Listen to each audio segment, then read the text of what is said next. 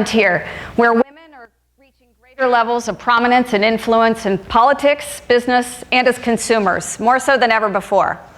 Today, we've brought together a group of thought leaders to talk about how these trends are evolving and how we expect them to affect the future. But let me first start by introducing myself. As Annika said, I'm Chantel Lenard. I'm the Director of US Marketing, and I recently returned from a multi-year stint living in Shanghai, working for Ford there. And while living in China, I had the opportunity to see the role of women in China and compare it to what it's like here in the US. So I thought it might be interesting today to share a few of the facts and trends that we're seeing in those two countries. So let me start with first, why does this matter to us as marketers? Well, women represent the greatest market opportunity as a consumer group in the world. Today, they control $20 trillion of consumer spending. And that's expected to grow to almost $30 trillion of consumer spending in just 5 years. And when you look at the numbers, an incremental 1 billion women consumers are expected to enter the market in the next decade. That's as substantial as the entire country of India or China. And when you look at the dollars that they control, it's easy to see why. Women are often cited as controlling 80% of all household purchases in the US. And when women are asked in China, 75% of them say that they control the purse strings for their family there as well. Part of what's driving this trend is an increase in education. Now, unfortunately, today, just 30% of girls worldwide are enrolled in secondary school, and less than 1/3 of university students are women. But that's rapidly changing in both evolving markets and in mature markets. In fact, today in the US and China, men are now the minority in terms of those who are enrolling in college and those who are graduating. In fact, in 2013, 58% of college graduates were women. And in China, that number is 65%. And that's even more striking when you consider the gender imbalance in China, where there are 117 men to every 100 women. So you see the balance there really shifting toward women in higher education. Now, another evolving trend is emerging markets are recognizing the importance of women in the workplace and how that can dramatically improve their GDP and their output as an economy. Today, there's roughly 1 billion women in the global workforce, and in the next 10 years, there'll be an additional 1 billion women. That will dramatically change the GDP of many of these evolving markets. Now, another trend that's influencing women and how they're evolving in their careers is the changing economy. As the world evolves from more of a manufacturing and farming-based global economy to more of a knowledge economy, this fits very well with many of the skills that women excel in: communication, collaboration, organization, all things in which their skills are very well suited. We also see women continuing to move into the upper ranks of senior management in many companies. Today, over 67% of US companies report having women in their senior management ranks. Surprisingly, in China, that number is over 80%, and those numbers will continue to grow. Now, one area where there continues to be a discrepancy, however, is in wages. Now, today, women earn on average about 80 cents to the man's dollar, but they now represent 40% of the primary breadwinners in US households with children under 18.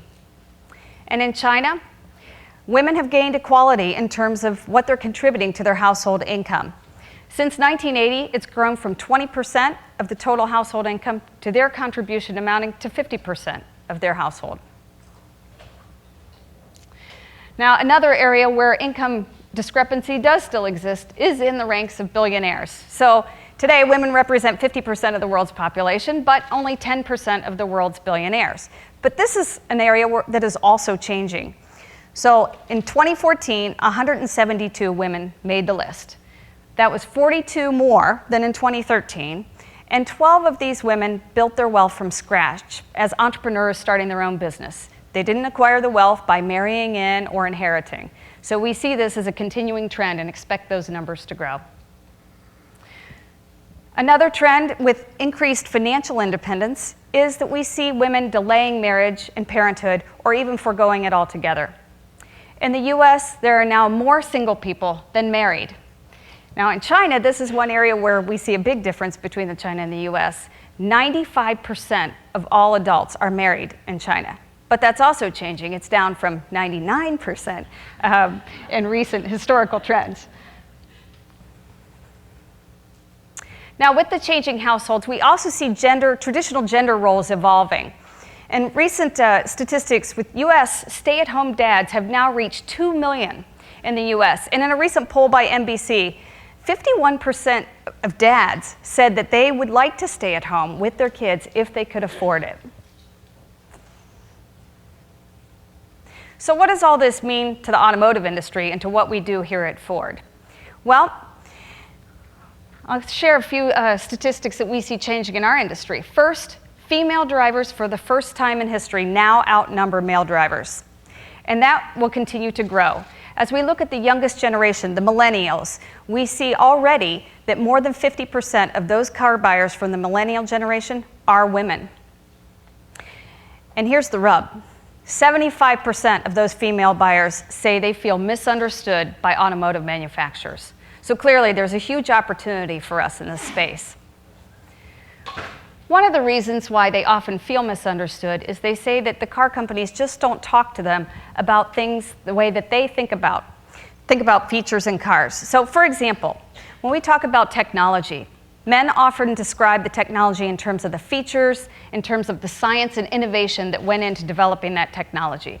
Whereas women talk about it in the context of how the technology helps them, how it provides a solution, and the narrative of how it helps their life or solves a specific issue.